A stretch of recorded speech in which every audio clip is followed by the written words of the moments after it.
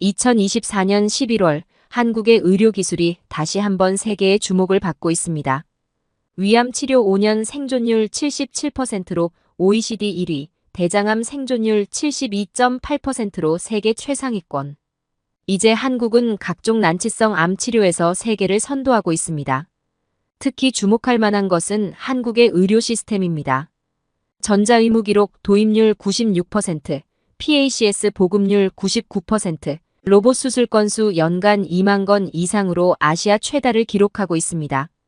더욱 놀라운 것은 이러한 최첨단 의료 서비스를 미국의 5분의 1 수준의 비용으로 제공하고 있다는 점입니다.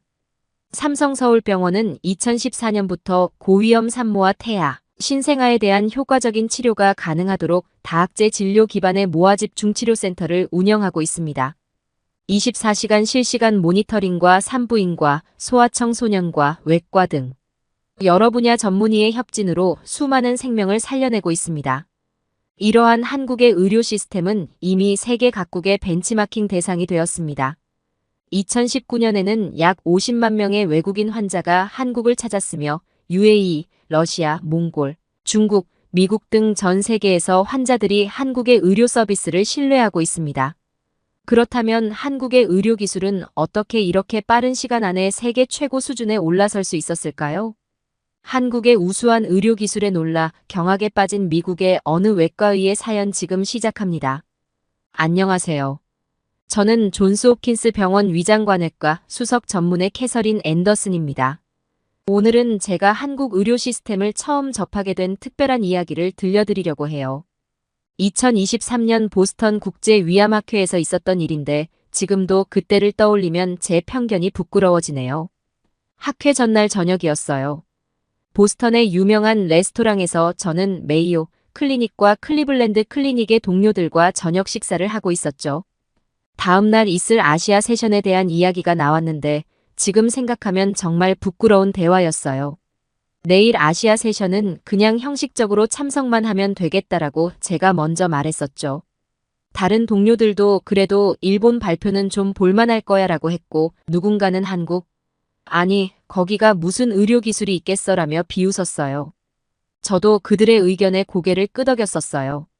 40년 경력의 존스홉킨스 수석 전문의로서 저는 미국의 의료 시스템이 세계 최고라는 믿음에 완전히 사로잡혀 있었거든요. 다음 날 아침, 저는 학회장 앞줄에 자리를 잡았어요.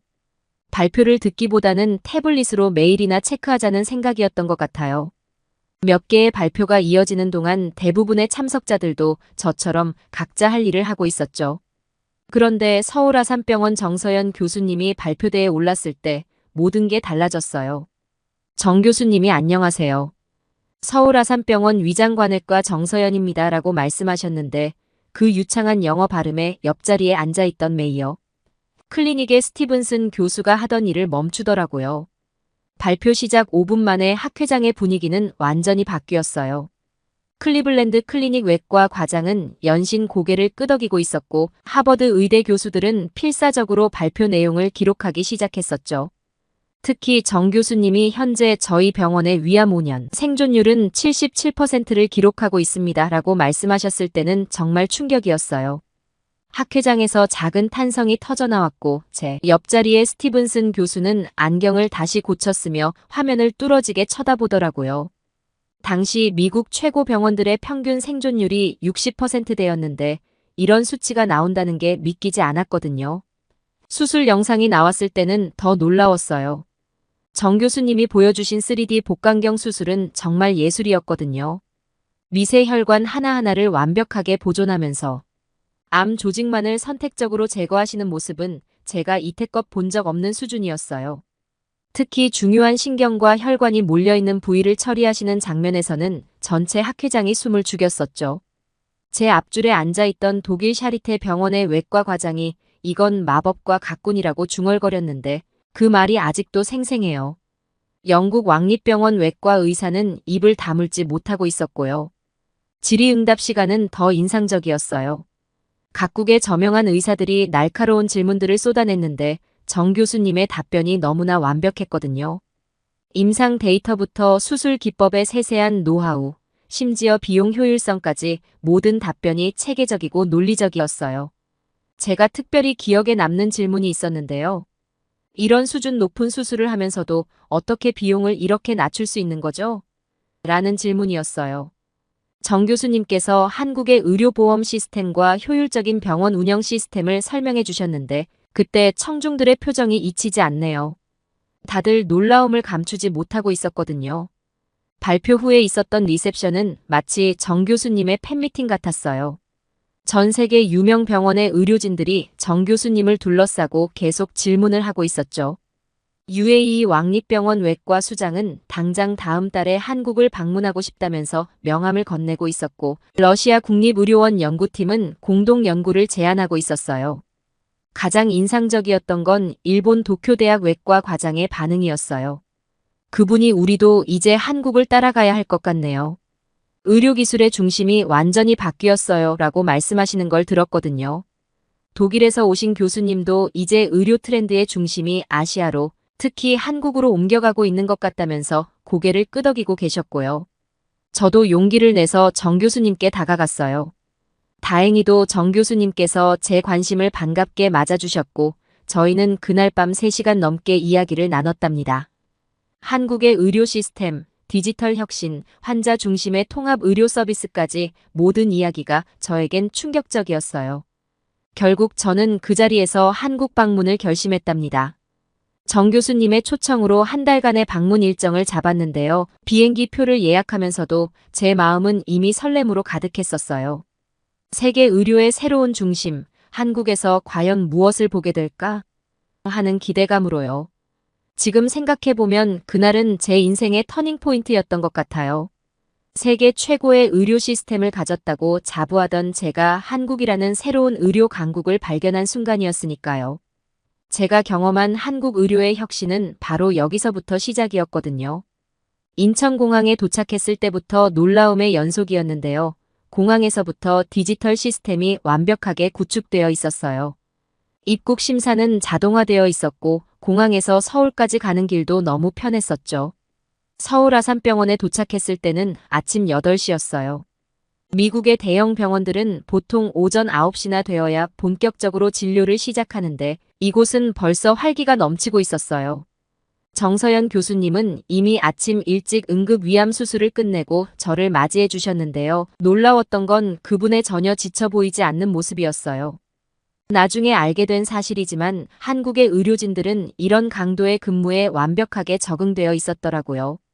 병원 로비에 들어섰을 때 가장 먼저 눈에 들어온 건 곳곳에 설치된 키오스크였어요. 환자들은 의료보험증이나 신분증을 스캔하는 것만으로 몇 초 만에 접수를 끝냈고 자동으로 발급되는 진료 순서와 대기 시간을 실시간으로 확인할 수 있었죠. 미국에서는 아직도 대부분의 병원이 서류 작성으로 접수를 하고 있는데 이런 완벽한 디지털화는 처음 보는 거였어요. 더 놀라운 건 그 다음이었어요. 원무과에서 보험 관련 행정 처리가 실시간으로 이루어지고 있었거든요. 미국에서는 보험 승인을 받는 데만 며칠이 걸리는데 이곳에서는 그 자리에서 바로 처리가 됐어요. 국민건강보험 시스템과 병원 시스템의 완벽한 연동 덕분이었죠. 가장 충격적이었던 건 PACS 시스템이었답니다. 의료진들이 사용하는 태블릿 PC에는 실시간으로 모든 환자의 영상 자료가 동기화되어 있었어요. CT, MRI, 내시경 영상까지 모든 자료를 즉시 확인할 수 있었죠. 특히 인상적이었던 건 3D 영상 변환 시스템이었어요. 2D 영상들을 실시간으로 3D로 재구성해서 보여주는 기능이 있었는데 이건 제가 있던 존스홉킨스에서도 볼 수 없었던 거예요. 오전 회진은 제게 완전히 새로운 경험이었어요. 의사, 간호사, 전공의들이 모두 태블릿 PC를 들고 다니며 실시간으로 환자 정보를 공유하고 있었는데요. 특별했던 건 인공지능 보조 시스템이었어요. 환자의 상태가 입력되면 AI가 즉시 위험 징후를 분석하고 필요한 검사나 처치를 제안해 주더라고요. 물론 최종 판단은 의료진이 하지만 이런 보조 시스템이 있다는 것 자체가 놀라웠어요. 실시간 협진 시스템은 정말 혁신 그 자체였어요. 제가 본 첫 협진 사례가 잊히지 않는데요. 말기 위암으로 내원하신 60대 환자분의 케이스였어요. 미국이었다면 이런 환자의 경우 먼저 내과에서 검사하고 그 결과를 보고 외과와 상담하고 다시 방사선 종양학과와 논의하는 식으로 최소 2, 3주는 걸렸을 거예요. 하지만 이곳은 달랐어요. 정 교수님이 태블릿 PC로 몇 번 터치하시더니 갑자기 화면에 여러 교수님들의 얼굴이 나타났어요. 내과, 외과, 방사선 종양학과, 영상의학과, 마취과, 영양팀까지 무려 8개 과의 전문의들이 동시에 접속해서 실시간으로 의견을 나누기 시작하더라고요. 더 놀라웠던 건 협진의 효율성이었어요. 영상의학과 교수님이 실시간으로 CT 영상을 3D로 변환해서 보여주시고 방사선 종양학과에서는 즉시 방사선 치료 시뮬레이션을 돌렸어요. 마취과에서는 환자의 기저질환을 고려한 수술 위험도를 바로 계산해냈고 영양팀에서는 수술 전후 환자 맞춤 영양관리 계획까지 제시했죠. 미국에서는 한 달 이상 걸렸을 이 모든 과정이 단 30분 만에 끝났어요. 결정된 치료 계획은 자동으로 문서화되어 각 과에 전달됐고 그 자리에서 바로 수술 일정까지 잡혔더라고요. 환자분은 당일 모든 치료 계획을 설명받으실 수 있었죠. 특히 인상 깊었던 건 협진 중에 사용된 AI 시스템이었어요. 실시간으로 비슷한 케이스의 치료 결과들을 분석해서 제시해주고 각 치료 방법의 예상 성공률까지 계산해 주더라고요. 이런 데이터 기반의 의사결정 지원 시스템은 제가 있던 존스홉킨스에서는 상상도 못할 일이었어요. 협진이 끝난 후 저는 정 교수님께 이 시스템을 개발하는데 얼마나 걸렸는지 여쭤봤어요. 놀랍게도 이미 5년 전부터 실제 진료에 적용해오고 있었다고 하더라고요. 그제서야 저는 깨달았어요.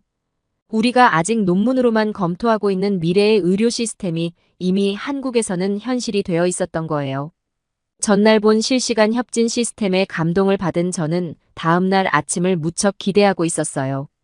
정서연 교수님의 복강경 수술을 직접 참관하게 된다고 하셨거든요. 전날 밤에는 설렘에 잠도 제대로 이루지 못했답니다. 아침 일찍 도착한 수술실에서 저는 먼저 수술 전 브리핑에 참석했어요. 이 자리에서 본 광경은 정말 충격적이었는데요. 먼저 AI가 자동으로 분석한 환자 데이터가 홀로그램으로 띄워져 있었어요. 환자의 모든 검사 결과와 과거 병력은 물론 비슷한 케이스의 수술 결과까지 완벽하게 분석되어 있더라고요. 미국에서는 의료진이 일일이 차트를 검토하고 분석하는데 몇 시간은 걸리는 일인데 여기서는 AI가 모든 걸 완벽하게 정리해주고 있었어요. 특히 인상적이었던 건 3D 시뮬레이션이었어요. 환자의 CT, MRI 데이터를 기반으로 만든 3D 영상이 눈앞에 떠 있었는데 마치 실제 수술을 하는 것처럼 미리 가상 시뮬레이션을 해볼 수 있더라고요. 종양의 위치, 주변 장기와의 관계, 혈관과 신경의 주행 경로까지 모든 것이 완벽하게 시각화되어 있었죠. 정 교수님은 이 시뮬레이션을 보면서 수술 계획을 팀원들과 공유하셨는데 마치 정교한 작전 회의를 보는 것 같았어요. 수술실은 제가 상상했던 것보다 훨씬 더 미래지향적이었어요. 8개의 대형 모니터는 기본이고 천장에는 특수 조명이 설치되어 있어서 수술 부위를 완벽하게 비춰줬어요. 벽면에는 대형 터치스크린이 있어서 의료진이 필요한 정보를 즉시 확인할 수 있었고 음성 인식 시스템으로 모든 장비를 제어할 수 있더라고요. 수술 준비 과정에서도 놀라운 점이 많았어요. 수술실 간호사들은 마치 무용수처럼 정확하고 우아한 동작으로 준비를 진행했는데 나중에 알고 보니 모든 동선이 AI에 의해 최적화되어 있다고 하더라고요. 심지어 수술 도구의 위치까지 센서로 실시간 추적이 된다고 해요. 미국에서는 아직도 수술 도구를 일일이 수기로 확인하고 있는데 말이죠. 그날의 환자는 진행성 위암 3기였어요. 미국에서는 대부분 개복 수술을 선택하는 케이스였는데 정 교수님은 복강경 수술을 선택하셨죠.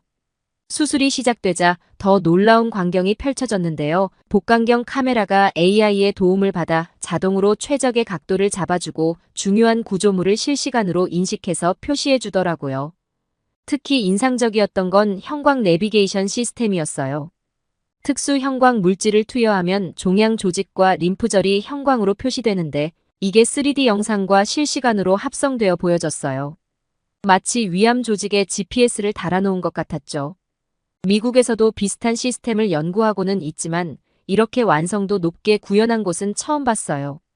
수술 중간에 예상치 못한 상황이 발생했을 때의 대처는 더욱 놀라웠어요. 의심스러운 부위가 발견됐을 때 실시간 협진 시스템이 바로 가동됐거든요. 병리과 교수님이 실시간으로 접속하셔서 동결절편 검사 결과를 즉시 알려주셨고 방사선 종양학과 교수님도 즉시 의견을 주셨어요. 미국이었다면 수술을 중단하고 며칠을 더 기다려야 했을 상황인데 여기서는 15분 만에 해결됐답니다. 마취 관리도 최첨단이었어요. 마취과 전문의가 AI 보조 시스템을 통해 환자의 상태를 예측하고 관리하고 있었는데 마취 심도나 투약량을 실시간으로 최적화할 수 있더라고요. 심지어 환자의 위험 징후를 AI가 미리 예측해서 알려준다고 해요. 이런 시스템이 있으니 당연히 수술의 안전성도 높아질 수밖에 없겠더라고요. 수술실을 나오면서 저는 또 하나의 놀라운 시스템을 발견했어요. 바로 수술 후 통합관리 시스템이었는데요. 이건 정말 혁신적이었어요.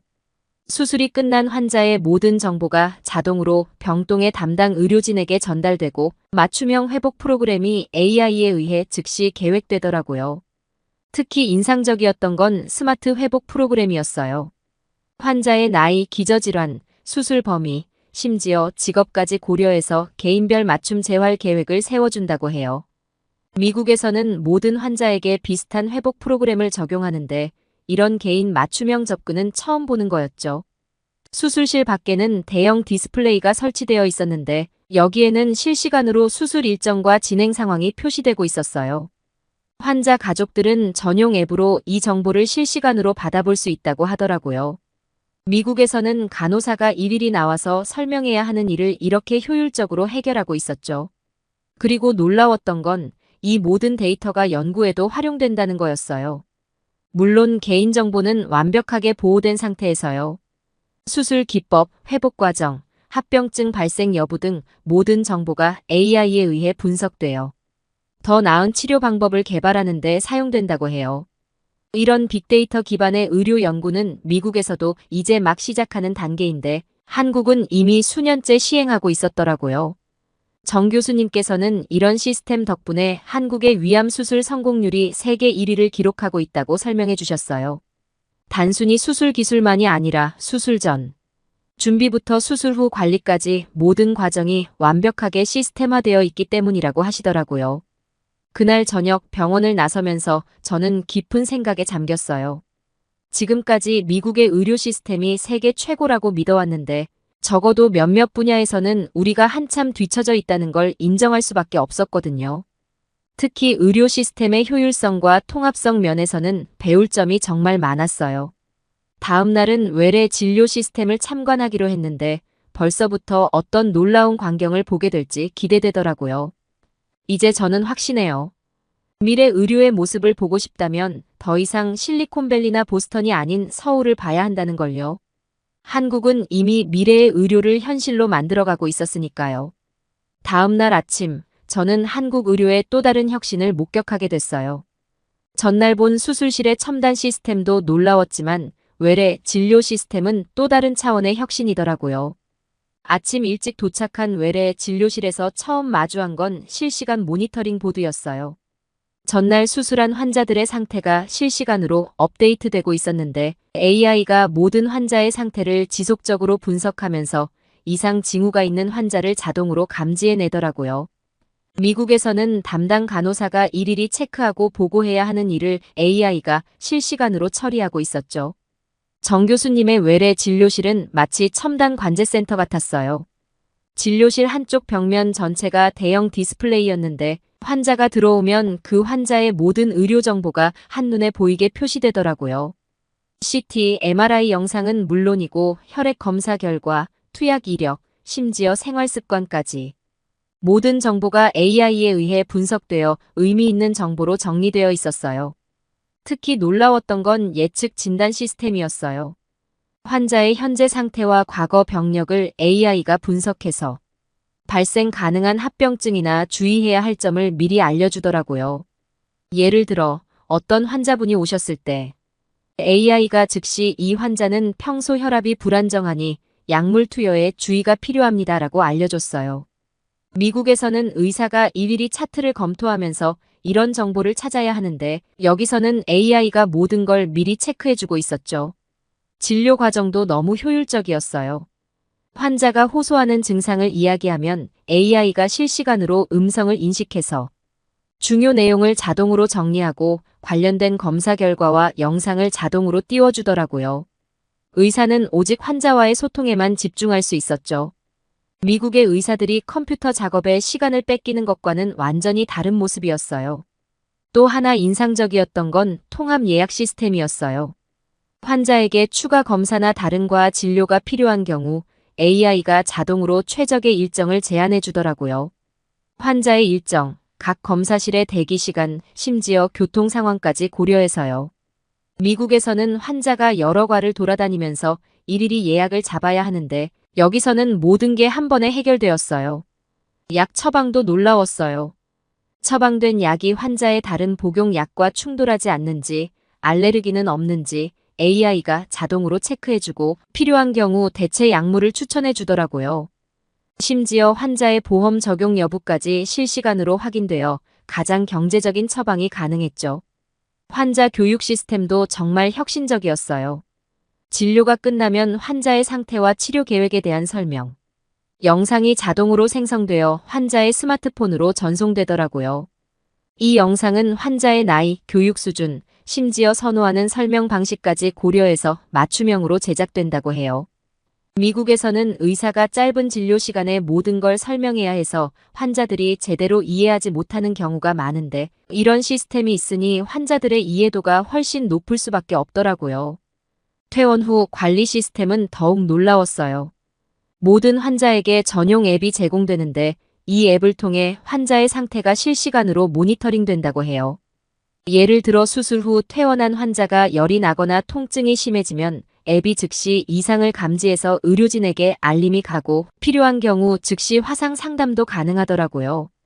이런 시스템 덕분에 재입원율이 크게 줄었어요. 정 교수님의 설명이었어요. 미국의 위암 수술 후 재입원율이 15% 정도인데 우리는 5% 미만이에요. 이 말씀을 들으며 저는 또 한 번 충격을 받았답니다. 비용 면에서도 놀라운 점이 많았어요. 이런 첨단 시스템을 갖추고 있으면서도 진료비는 미국의 15 수준이라고 하더라고요. 게다가 대기 시간도 훨씬 짧았어요. 미국에서는 전문의 진료를 받으려면 보통 한 달 이상 기다려야 하는데 여기서는 긴급한 경우 당일 진료도 가능했죠. 오후에는 정기 검진을 받으러 오신 분들의 진료를 참관했는데 이것도 정말 인상적이었어요. 한 분이 위암 조기 검진을 받으러 오셨는데 내시경 검사부터 결과 상담까지 단 2시간 만에 모든 과정이 끝나더라고요. 미국에서는 보통 이런 과정이 며칠에 걸쳐 진행되는데 말이에요. 의료진들의 업무 환경도 달랐어요. 미국의 의사들은 행정 업무에 시달리느라 실제 환자 진료에 집중하기 힘든데 이곳의 의료진들은 오직 환자 진료에만 집중할 수 있더라고요. AI가 모든 행정 업무를 처리해 주니까요. 덕분에 의사 한 명당 진료하는 환자 수는 많은데도 진료의 질은 오히려 더 높았어요. 그날 저녁 진료를 마치고 정 교수님과 이야기를 나누면서 저는 물었어요. 어떻게 이런 완벽한 시스템을 만들 수 있었나요? 정 교수님의 답변이 아직도 기억에 남는데요. 우리는 항상 환자의 입장에서 생각해요. 어떻게 하면 환자들이 더 편하게, 더 안전하게, 더 효율적으로 치료받을 수 있을지. 그 고민의 결과가 지금의 시스템이 된 거죠. 그날 밤 호텔로 돌아가는 길에 저는 깊은 생각에 잠겼어요. 이제까지 본 한국의 의료 시스템은 제가 알던 모든 상식을 뛰어넘는 것이었거든요. 수술실의 첨단 시스템도 놀라웠지만 외래 진료 시스템은 더 충격적이었어요. 왜냐하면 이건 단순히 기술의 문제가 아니라 의료 철학 자체가 달랐기 때문이에요. 미국의 의료 시스템이 의료진 중심이라면 한국은 철저하게 환자 중심이었어요. 모든 시스템이 어떻게 하면 환자들이 더 편하게, 더 빠르게, 더 정확한 치료를 받을 수 있을지에 초점이 맞춰져 있었죠. 그러면서도 의료진의 피로도는 오히려 더 낮았어요. AI가 모든 행정적인 업무를 처리해주니까 의사는 오직 환자 진료에만 집중할 수 있었거든요. 제 태블릿을 켜고 그동안의 경험을 정리하기 시작했어요. 존스 홉킨스에 돌아가면 어떤 것들을 먼저 도입해야 할지 생각하면서요. 하지만 곧 깨달았죠. 이건 단순히 몇 가지 시스템을 도입하는 것으로 해결될 문제가 아니라는 걸요. 의료에 대한 근본적인 시각 자체를 바꿔야 했어요. 그때 정 교수님께서 보내주신 메시지를 확인했는데 다음날 일정이 적혀 있었어요. 내일은 우리 병원의 예방 의료 시스템을 보여드리겠습니다. 그 메시지를 읽는 순간 저는 또 다른 혁신을 목격하게 될 거란 걸 직감했어요. 미국에서는 아직도 치료 중심의 의료가 주를 이루고 있는데 한국은 이미 예방에 초점을 맞추고 있다는 게 너무나 인상적이었어요. 아침 일찍 도착한 건강검진센터는 제가 상상했던 것과는 전혀 달랐어요. 먼저 눈에 들어온 건 스마트 건강관리 시스템이었어요. 모든 검진자가 전용 앱을 봤는데 이 앱이 정말 대단했어요. 일상생활의 모든 건강 데이터를 수집하고 분석해서 질병 발생 위험을 미리 예측해준다고 하더라고요. 미국에서는 아직 연구 단계인 기술이 이미 실용화되어 있었죠. 건강검진 과정도 놀라웠어요. 모든 검사가 한 층에서 진행되는데 마치 자동차 조립 라인처럼 효율적으로 움직이더라고요. 검진자는 자신의 차례가 되면 스마트폰으로 알림을 받고 AI가 안내하는 대로 움직이기만 하면 됐어요. 덕분에 종합검진도 단 3시간 만에 끝날 수 있었죠. 특히 인상적이었던 건 예측 진단 시스템이었어요. 검사 결과가 나오면 AI가 즉시 분석해서 향후 10년간의 질병 발생 위험을 예측해 주더라고요. 실제로 이 시스템 도입 후 위암 조기 발견율이 80%를 넘었고 당뇨병 합병증 발생률은 절반으로 줄었으며 심장질환 예방률도 크게 높아졌다고 해요. 특히 놀라웠던 건 이런 성과를 내면서도 의료비 지출은 미국의 3분의 1 수준이라는 거였어요. 정 교수님께서 자랑스럽게 보여주신 자료가 있었어요. WHO에서 발표한 미래 의료 시스템 평가에서 한국이 예방 의료 부문 세계 1위를 차지했다는 내용이었죠.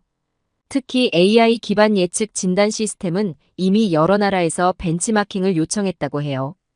우리나라의 위암 5년 생존율이 77%로 세계 1위인 것도 이런 예방 의료 시스템 덕분이에요라는 정 교수님의 말씀이 아직도 귓가에 맴돌아요.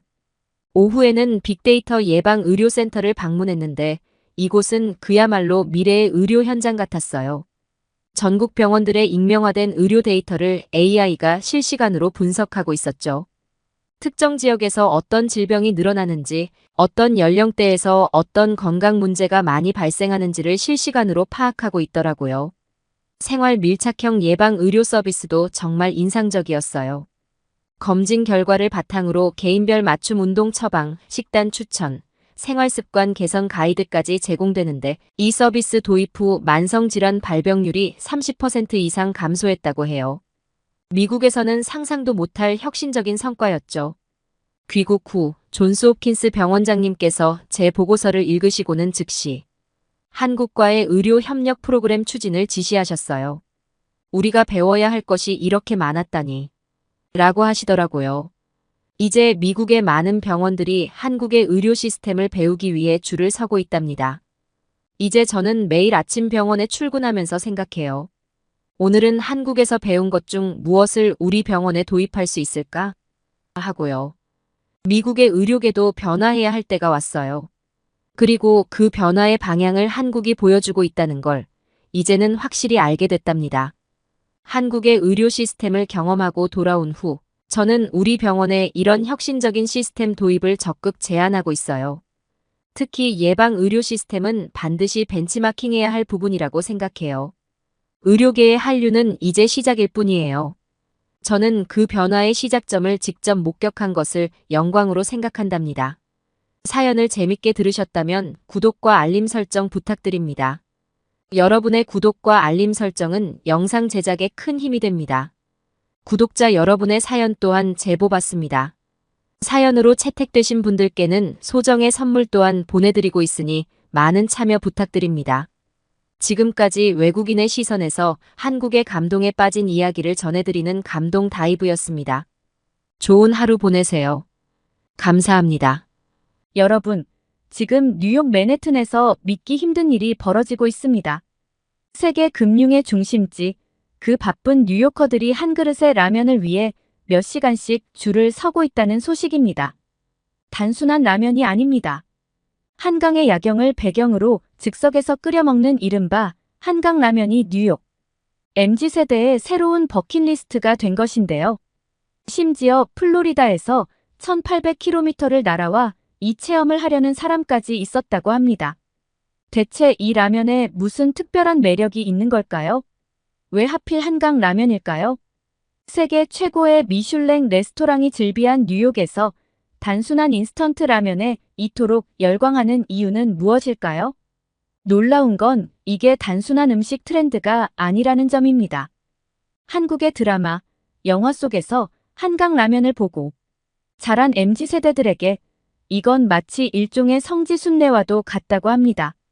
실제로 이번 행사장에서는 한강의 낮과 밤이 LED 스크린을 가득 채우고 즉석조리기에서 라면을 끓이는 김이 피어오르는 풍경까지 마치 서울 한복판에 있는 듯한 착각마저 들게 한다고 하는데요.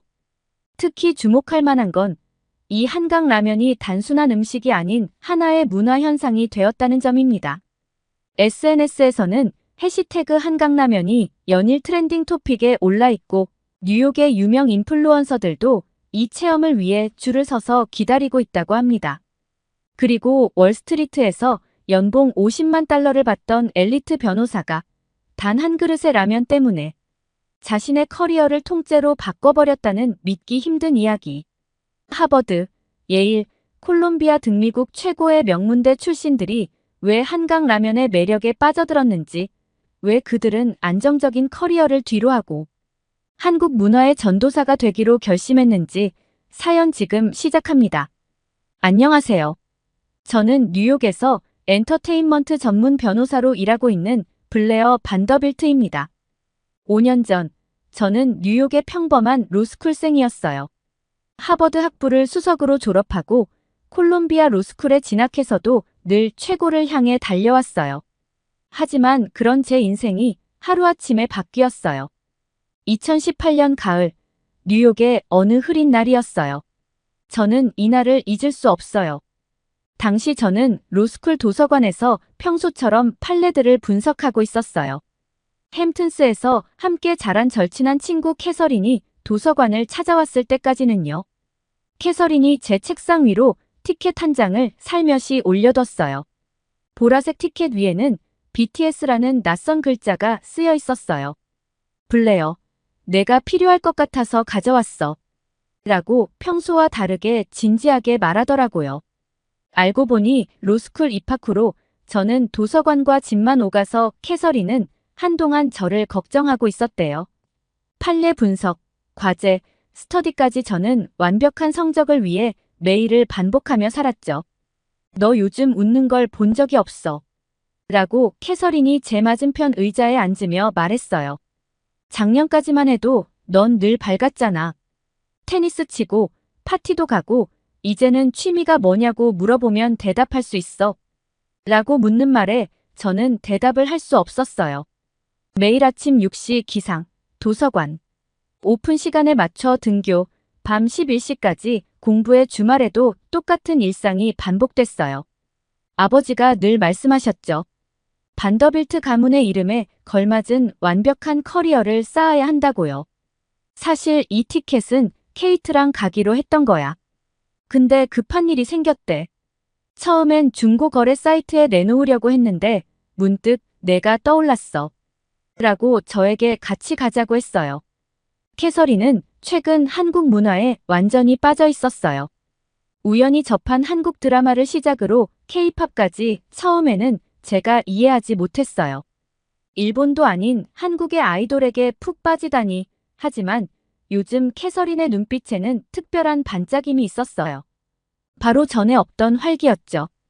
캐서린은 BTS 음악의 특별함을 열정적으로 설명했어요. 단순한 댄스 음악이 아니라 우리 세대의 진짜 이야기를 한다고요. 꿈에 대해서, 사회의 압박감에 대해서, 그리고 진정한 자아를 찾아가는 여정에 대해 노래한다고 했어요. 그때는 그저 고개만 끄덕였어요. 솔직히 반신반의했거든요. 팝 콘서트라니. 저희 집안에서는 상상도 할 수 없는 일이었죠. 그런데도 그날따라 이상하게 마음이 끌렸어요.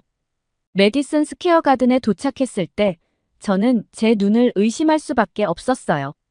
2만 명의 관객들이 손에 든 보라색 야광봉이 만들어내는 장관은 마치 별이 빛나는 밤하늘 같았어요. 평소 저희 가족이 즐겨 찾던 링컨 센터의 고급스러운 분위기와는 전혀 달랐지만 이상하게도 거부감이 들지 않았어요. 그리고 그들이 무대에 등장했을 때 제 인생이 바뀌기 시작했어요. 안녕하세요. 방탄소년단입니다. 한국어였어요. 알아들을 수 없는 언어였지만 이상하게도 가슴 한켠이 따뜻해졌어요. 무대 위 7명의 퍼포먼스는 충격 그 자체였어요. 제가 알고 있던 모든 공연의 개념이 무너지는 듯 했어요. 완벽한 군무, 폭발적인 에너지, 그리고 관객들과 주고받는 강력한 교감까지. 특히 스프링데이라는 곡이 시작되었을 때의 기분을 절대 잊을 수 없어요. 한국어 가사는 하나도 이해할 수 없었는데 그들의 목소리에 담긴 감정이 고스란히 전해져 왔어요. 눈시울이 붉어지는 걸 느끼면서도 이상하게 부끄럽지 않았어요. 주변을 둘러보니 많은 사람들이 저와 같은 표정을 짓고 있었거든요. 옆자리에 앉은 아시아계 소녀가 제게 미소를 지으며 말을 걸었어요. 그녀의 손에는 한글로 쓰여진 응원 피켓이 들려 있었어요. 처음 온 사람들은 다 이렇게 된다고 했어요. 처음에는 호기심으로 왔다가 이렇게 빠져든다고요. 그때는 그 말이 무슨 뜻인지 몰랐어요. 하지만 지금은 알아요. 그것은 단순한 공연이 아닌 문화적 충격이었다는 걸요. 콘서트가 끝나고 집으로 돌아오는 길에도 그들의 노래가 계속 머릿속에 맴돌았어요. 평소라면 바로 과제를 시작했겠지만 그날은 달랐어요. 유튜브를 열어 BTS를 검색했고 그들의 다른 무대들을 찾아보기 시작했어요. 한번 영상을 보니 빠지게 되었고 그렇게 시간이 흘러갔어요. 캐서린이 건네준 BTS 콘서트 티켓이 제 인생의 전환점이 됐어요. 콘서트 이후로 제 일상의 변화가 찾아왔어요. 사실 아시아 문화에 대한 제 경험이라고는 뉴욕의 일식당에서 스시를 먹어본 게 전부였어요. 처음엔 K-팝도 J-팝처럼 단순한 아이돌 문화일 거라 생각했죠. 하지만 BTS의 음악을 더 찾아 들으면서 완전히 다르다는 걸 알게 됐어요. 일본의 아이돌이 귀엽고 가벼운 노래를 부른다면 BTS는 우리 세대의 고민과 아픔을 진정성 있게 노래했어요. 청춘의 불안과 두려움, 사회의 압박감, 그리고 그 속에서 피어나는 희망까지 담겨 있었어요. 매일 밤 유튜브에서 한국 콘텐츠를 찾아보는 게 습관이 됐어요. K-팝을 시작으로 한국 드라마, 예능, 영화까지 모두 섭렵했죠. 특히 응답하라 시리즈를 보면서 깊은 감동을 받았어요. 일본 드라마가 판타지 같은 로맨스를 그린다면 한국 드라마는 보통 사람들의 일상과 가족의 이야기를 따뜻하게 담아내더라고요. 한국의 음식 문화도 저를 매료시켰어요. 일본 음식이 정갈하고 개인적인 식사 문화라면 한국의 식사 문화는 나눔과 소통이 중심이었어요. 푸짐한 반찬을 다 같이 나눠 먹고 한 테이블에 둘러앉아 이야기를 나누는 모습이 인상적이었죠. 스프링데이 라이브 영상 아래에 이런 감상을 길게 댓글로 남겼는데 그게 지민이와의 첫 만남이었어요. 지민이는 서울대 음대생이었어요. 피아노를 전공하고 있었죠. 서로 다른 대륙에 살고 있는 우리는 이상하게도 많은 공통점이 있었어요. 클래식을 전공한 지민이도 저처럼 BTS를 통해 새로운 음악 세계를 발견했대요. 우리는 인스타그램을 통해 매일 서로의 일상을 공유했어요. 시차 때문에 제가 잠들 때쯤 지민이의 하루가 시작됐어요. 그래서 아침마다 폰을 열면 지민이가 보내준 서울의 일상 사진들이 가득했죠.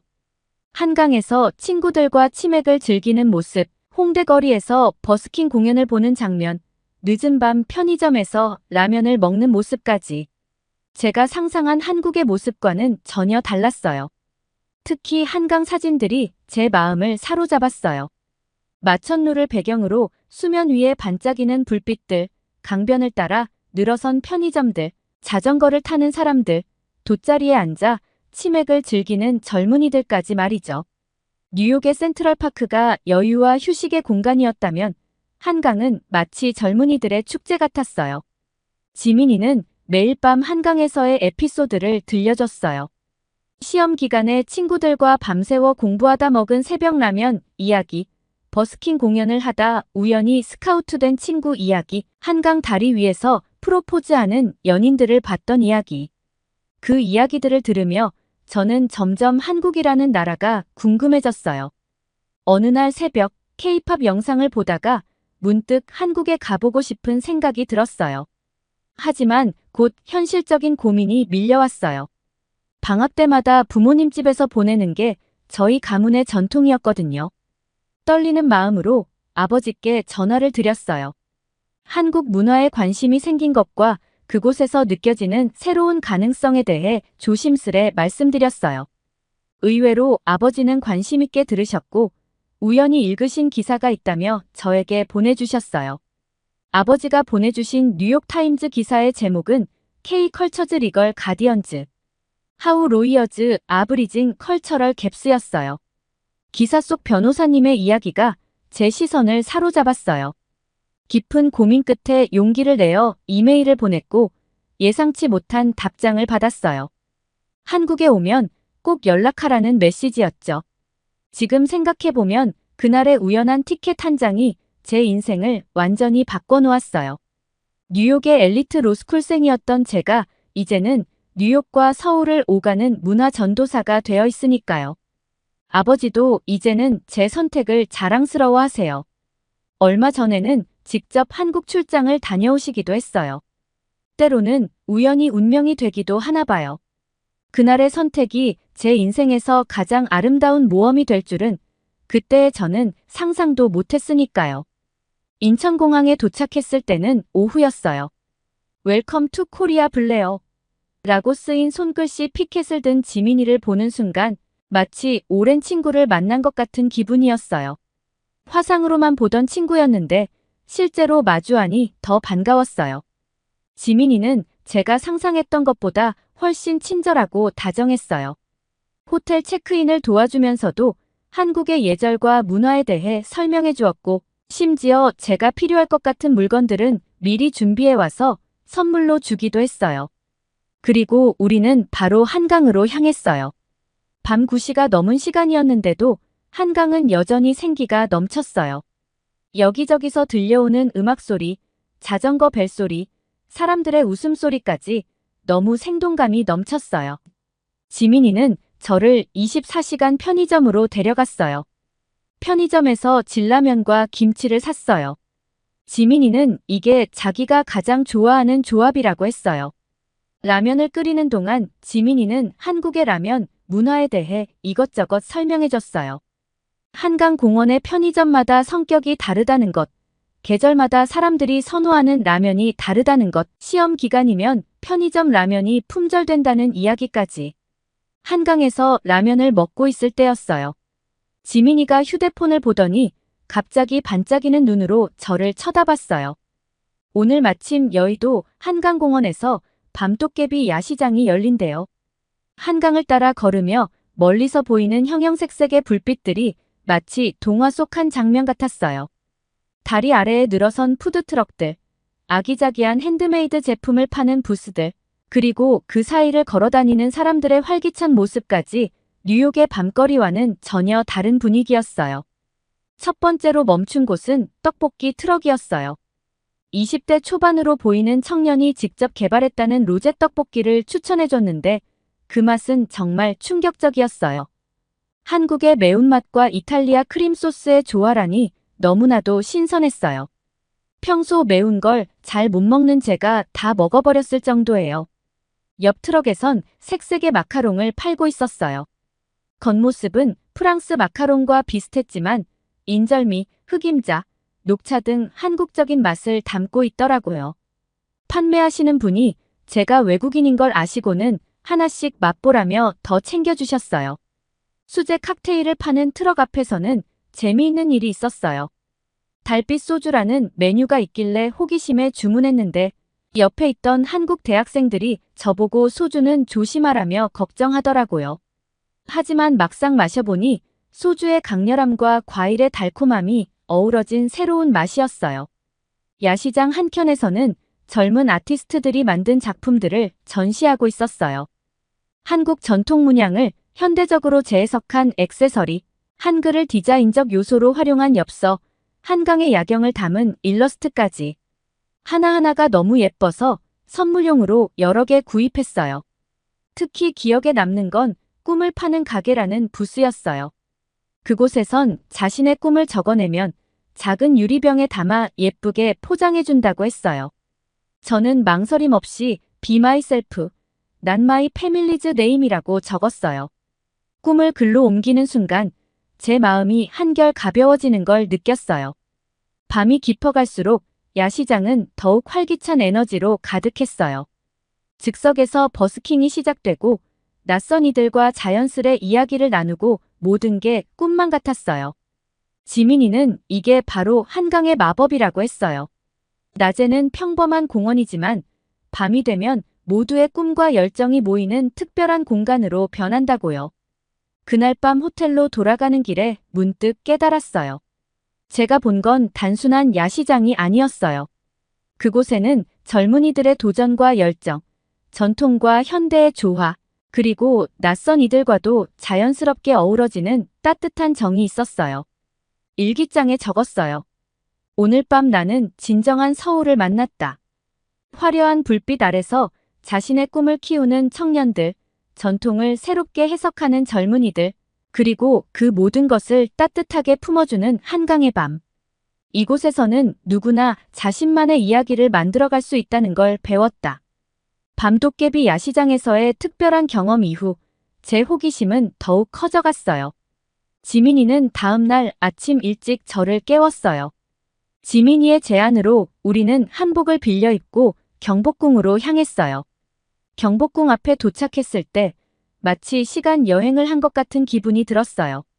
화려한 궁궐 건축물도 인상적이었지만 더 놀라웠던 건 한복을 입은 사람들의 모습이었어요. 전통 한복부터 현대적으로 재해석된 한복까지 저마다의 개성이 담긴 한복을 입은 사람들이 궁궐을 물들이고 있었죠. 수문장 교대식을 구경하면서 지민이가 재미있는 이야기를 들려줬어요. 조선시대 궁궐 문화부터 현대적 해석이 더해진 새로운 전통까지 특히 인상 깊었던 건 전통을 지키면서도 새로운 변화를 받아들이는 한국의 유연함이었어요. 궁궐 안으로 들어서자 더욱 특별한 광경이 펼쳐졌어요. 현대적인 서울의 마천루를 배경으로 고궁의 처마가 하늘을 가리키고 있는 모습이 마치 한 장의 엽서 같았어요. 경회로의 연못가에서는 외국인 관광객들이 한복을 입고 사진을 찍고 있었는데 그들의 표정에서 저와 같은 설렘이 느껴졌어요. 점심시간이 되자 지민이가 근처 삼청동으로 안내했어요. 좁은 골목길을 걷다 보니 전통 한옥을 개조한 궁중문화체험관이 나왔어요. 그곳에서 처음으로 진정한 한식의 철학을 배웠어요. 한식은 단순한 음식이 아니에요. 이건 우리의 철학이자 문화예요. 체험관의 한복을 입은 해설사 선생님께서 이렇게 설명을 시작하셨어요. 오방색을 담은 음식들의 배치, 계절의 변화를 담은 식재료들, 그리고 자연과 조화를 이루는 발효 문화까지. 한 상에 차려진 음식들 하나하나가 이야기를 담고 있었어요. 비빔밥 한 그릇을 받아들었을 때 선생님께서는 각 재료가 가진 의미를 설명해 주셨어요. 밥은 땅을, 고명은 하늘을, 계절 나물은 자연을, 고추장은 태양을 상징한다고 했어요. 모든 재료를 섞어 먹는 것은 천지자연과 하나가 되는 것을 의미한다고 하셨죠. 특히 감동적이었던 건 공간이라는 단어였어요. 한식에는 항상 공간이 있다고 해요. 음식과 음식 사이의 공간, 그릇과 음식 사이의 여백. 이런 공간들이 음식을 더 돋보이게 하고 사람들과의 대화를 자연스럽게 만든다고 했어요. 뉴욕의 빽빽한 플레이팅과는 전혀 다른 철학이었죠. 후식으로 나온 전통차를 마시며 더 많은 이야기를 들었어요. 발효 음식에 담긴 기다림의 미학, 절기에 따라 달라지는 식재료, 그리고 무엇보다 함께 먹는 문화에 대해서요. 한국에서는 혼자 먹는 것보다 함께 먹는 것이 자연스럽다고 해요. 그래서 모든 반찬은 함께 나눠 먹을 수 있게 준비된다고 했어요. 오늘은 드디어 변호사님을 만나는 날이에요. BTS 콘서트 이후 한국 문화에 매료되어 아버지께 용기 내어 말씀드렸던 것, 아버지가 보내주신 뉴욕타임즈 기사를 읽고 밤새 고민하다 이메일을 보냈던 것, 그리고 예상치 못하게 따뜻한 답장을 받았던 순간들이 주마등처럼 스쳐 지나갔어요. 강남의 고층 빌딩이 늘어선 거리를 걸으며 마음이 설렜어요. 처음 이메일을 보냈을 때는 감히 상상도 못했던 일이 현실이 되어가고 있었으니까요. 지난달의 용기 있는 선택이 제 인생을 어떻게 바꿔놓을지 설렘 반 두려움 반인 마음을 안고 변호사님 사무실로 향했어요. 강남의 고층 빌딩에 있는 사무실은 제가 인턴으로 일했던 뉴욕의 로펌과는 전혀 달랐어요.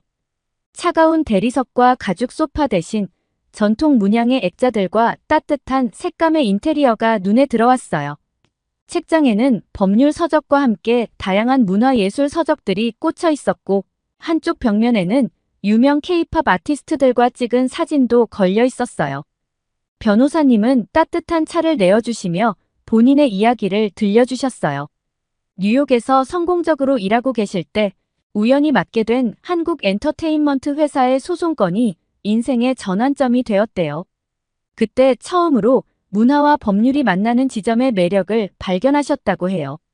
지난 10년간 맡으셨던 프로젝트들의 이야기는 하나하나가 흥미진진했어요. 처음 미국에 진출하는 K-팝 그룹의 계약을 검토하면서 문화적 차이로 인한 오해를 풀어준 일, 한국의 전통 공예품이 해외에서 무단 복제되는 것을 막은 일, 한국 드라마의 리메이크 계약을 성사시킨 일까지. 특히 인상 깊었던 건 최근에 진행하신 프로젝트였어요. 한복 디자이너와 현대 패션 브랜드의 콜라보레이션 계약을 자문하시면서 단순히 법적 문제만이 아닌 전통 문화의 정체성을 지키는 문제까지 고민하셨대요. 전통과 현대의 조화, 동양과 서양의 만남까지. 마치 제가 경복궁에서 느꼈던 그 특별한 감동이 법률적인 영역에서도 이루어지고 있었어요. 한국 문화의 특별한 점이 뭔지 아세요? 새 것과 옛 것의 경계를 자유롭게 넘나들 수 있다는 거예요. 전통은 보존만 하는 게 아니라 재해석되고 발전하면서 새로운 가치를 만들어내죠. 법률가의 역할도 마찬가지예요. 우리는 그 경계에서 안전하고 창의적인 변화가 일어날 수 있도록 돕는 거예요. 변호사님의 말씀을 들으며 제 마음속 퍼즐 조각이 맞춰지는 기분이었어요. 그동안 법조인의 길은 제게 족쇄처럼 느껴졌는데 이렇게 새로운 관점으로 바라볼 수도 있다는 걸 처음 알았어요. 문화적 가치를 지키고 발전시키는 일, 서로 다른 문화 간의 다리를 놓는 일. 이런 것들이 제가 진정으로 원하는 것일지도 모른다는 생각이 들었어요. 변호사님은 마지막으로 따뜻한 조언을 해주셨어요. 지금 당장 진로를 바꾸지 않아도 된다고 먼저 문화산업 분야에 대해 더 공부해보라고 하셨어요. 법률 지식은 어떤 분야에서든 귀중한 자산이 될 거라고, 그러니 너무 조급해하지 말고 천천히 나만의 길을 찾아가 보라고 말씀해 주셨죠. 처음부터 완벽한 답을 찾으려 하지 마세요. 저도 처음에는 막연했어요. 하지만 한 걸음 한 걸음 걸어가다 보니 어느새 제가 원하던 자리에 와 있더라고요. 당신도 그렇게 될 거예요. 사무실을 나서는 길에 하늘을 봤어요. 서울의 마천루 사이로 노을이 지고 있었어요. 한 달 전 뉴욕에서 이메일을 보내던 그날의 저는 상상도 못했을 거예요. 제가 이렇게 새로운 가능성을 발견하게 될 줄을요. 호텔로 돌아와 일기장을 펼쳤어요. 오늘 나는 드디어 내 길을 찾았다. 단순한 변호사가 아닌 문화와 문화를 잇는 다리가 되기로 했다. 아버지가 원하시는 법조인의 길도 내가 동경하는 문화의 가치도 모두 포기하지 않을 수 있는 방법을 찾았다. 이제 나는 안다. 왜 그날 충동적으로 한국행 티켓을 예매했는지, 왜 그렇게 용기 내어 이메일을 보냈는지를. 모든 순간이 이 깨달음으로 이어지고 있었다. 라고 적었어요. 김 변호사님과의 만남 이후 한국에서의 마지막 며칠은 더욱 특별하게 느껴졌어요. 이제는 단순한 관광객의 눈이 아닌 이곳의 문화를 더 깊이 이해하고 싶은 마음으로 모든 것을 바라보게 됐어요. 지민이가 저를 덕수궁 근처의 현대미술관으로 데려갔을 때였어요. 전통 한옥을 개조한 미술관에서는 전통과 현대의 대화라는 특별전이 열리고 있었어요. 민화에서 영감을 받은 현대 미술 작품들, 한글의 미적 요소를 재해석한 설치 작품들. 이제는 그저 예쁘다는 감상을 넘어서 그 속에 담긴 문화적 가치와 법적 보호의 필요성까지 생각하게 됐어요. 미술관 카페에서 지민이와 이야기를 나누었어요. 음대생인 지민이는 K-팝이 서양 음악과 한국의 정서를 어떻게 조화롭게 융합했는지를 설명해 주었어요. 그 이야기를 들으며 문득 깨달았어요. 제가 찾던 길도 이와 비슷한 거였어요. 서로 다른 것들이 만나 새로운 가치를 만들어내는 그 경계에 서고 싶었던 거죠. 저녁에는 광화문 근처의 한식 파인다이닝 레스토랑을 찾았어요. 젊은 한식 셰프가 전통 한식을 현대적으로 재해석한 코스 요리를 선보이는 곳이었어요. 식사를 하는 동안 셰프가 각 요리에 담긴 이야기를 들려주었는데 그 과정에서 전통 레시피의 지적재산권 보호에 대한 이야기도 나왔어요. 제가 관심 있게 듣자 셰프는 한식의 세계화 과정에서 겪은 여러 법적 문제들을 이야기해 주었어요. 다음 날 아침, 한국에서의 마지막 날이었어요. 지민이와 함께 북촌 한옥마을을 걸었어요. 전통 가옥 사이로 현대적인 디자인 숍들과 갤러리들이 자리 잡고 있었어요. 한 공방에 들어가 보니 젊은 장인이 전통 도자기를 현대적으로 재해석한 작품들을 선보이고 있었어요. 그분의 작품은 이미 뉴욕의 유명 갤러리와 계약이 되어 있다고 했어요. 점심은 종로의 오래된 고택을 개조한 문화공간에서 먹었어요. 그곳에서 우연히 한복 디자이너와 이야기를 나눌 기회가 있었는데 전통 한복의 현대화 과정에서 겪는 어려움을 들려주셨어요. 저는 김 변호사님께 들었던 법률적 조언들을 조심스럽게 나누었고 디자이너는 큰 관심을 보이셨어요. 마지막으로 인사동의 전통 찻집에서 지민이와 작별차를 마셨어요. 처음 만났을 때는 서로 말도 잘 통하지 않던 우리가 이제는 깊은 대화를 나누는 친구가 되어 있었어요. 지민이는 제가 찾은 새로운 꿈을 진심으로 응원해 주었어요. 언니가 꿈꾸는 변호사가 되면 우리나라의 문화가 세계로 나아가는 길이 더 넓어질 것 같아요.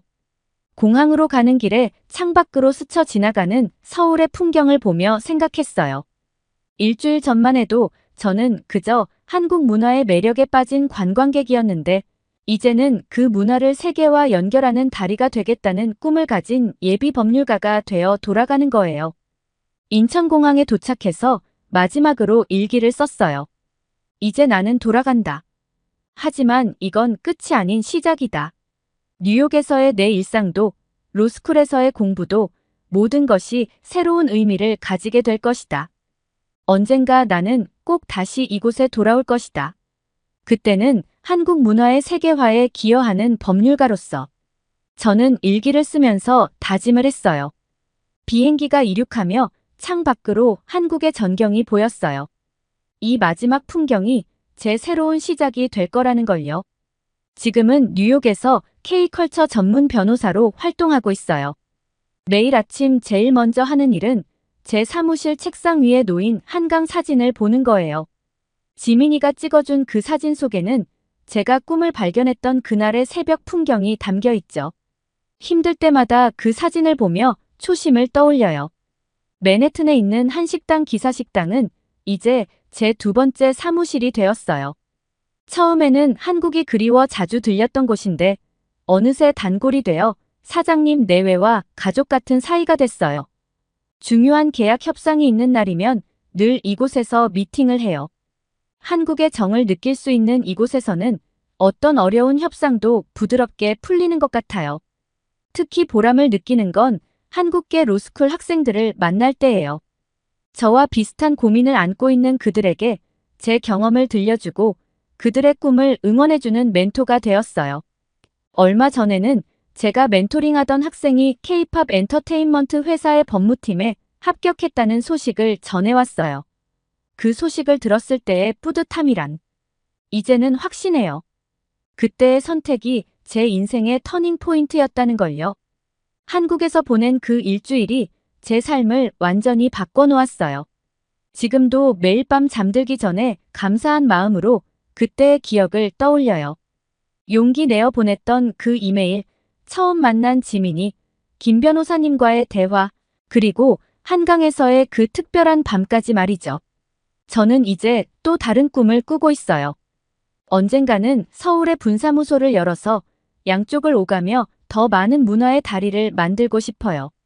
그때까지 전 오늘도 제 책상 위에 한강 사진을 보며 그날의 설렘과 결심을 새롭게 해요. 지금 저는 매일 새로운 꿈을 그리고 있어요. 단순히 K컬처 전문 변호사로 일하는 것을 넘어 더 큰 그림을 그리게 됐거든요. 문화적 가치를 법적으로 보호하는 일의 중요성을 깨달았기 때문이에요. 얼마 전에는 뉴욕 대학에서 K컬처와 엔터테인먼트법 특강을 했어요. 학생들의 반짝이는 눈빛을 보며 5년 전 제가 한국에서 경험했던 그 설렘이 떠올랐어요. 특강이 끝난 후 한 학생이 다가와서 물었죠. 어떻게 이 길을 선택하게 되셨나요? 그 질문에 답하며 다시 한번 깨달았어요. 제가 얼마나 행복한 선택을 했는지를. 이제는 더 구체적인 계획도 세웠어요. 내년에는 한국어 공부를 본격적으로 시작할 거예요. 지민이가 온라인으로 한국어를 가르쳐 주기로 했어요. 또 서울대 로스쿨과 콜롬비아 로스쿨의 교환 프로그램도 기획 중이에요. 미래의 법률가들이 양국의 문화와 법률을 더 깊이 이해할 수 있도록 돕는 프로젝트죠. 3년 후를 목표로 서울 분사무소 설립도 준비하고 있어요. 김 변호사님께서 멘토가 되어주시기로 하셨어요. 단순히 법률 사무소가 아닌 문화 교류의 플랫폼으로 만들 계획이에요. 법률 상담뿐만 아니라 문화 예술인들이 모여 새로운 아이디어를 나누고 협업할 수 있는 공간을 만들고 싶어요. 특히 전통 문화의 현대화 과정에서 발생하는 법적 문제들을 연구하는 것에 관심이 많아졌어요. 한복의 현대적 재해석, 전통 음악의 현대화, 한식의 세계화. 이 과정에서 전통의 가치를 보호하면서도 창의적인 변화를 가능하게 하는 법적 프레임워크를 만드는 게 제 궁극적인 목표예요. 가끔은 제가 꿈꾸는 게 너무 큰가 싶다가도 한강 사진을 보면 용기가 생겨요. 그때 그 새벽 한강에서 느꼈던 그 특별한 감동이 떠올라서요. 전통과 현대가 공존하고 서로 다른 문화가 자연스럽게 어우러지던 그곳에서 저는 불가능해 보이는 꿈도 이룰 수 있다는 걸 배웠으니까요. 이제 저는 매일 아침 창밖으로 보이는 맨해튼의 풍경과 제 책상 위에 한강 사진을 번갈아 보며 하루를 시작해요. 두 도시의 스카이라인이 제게는 더 이상 별개의 것이 아니에요. 서로를 이해하고 연결하는 그 중심에 제가 서 있다는 게 자랑스럽고 감사해요. 제 이야기를 들어주셔서 감사합니다. 사연을 재밌게 들으셨다면 구독과 알림 설정 부탁드립니다. 여러분의 구독과 알림 설정은 영상 제작에 큰 힘이 됩니다. 구독자 여러분의 사연 또한 제보 받습니다. 사연으로 채택되신 분들께는 소정의 선물 또한 보내드리고 있으니 많은 참여 부탁드립니다. 지금까지 외국인의 시선에서 한국의 감동에 빠진 이야기를 전해드리는 감동 다이브였습니다. 좋은 하루 보내세요. 감사합니다.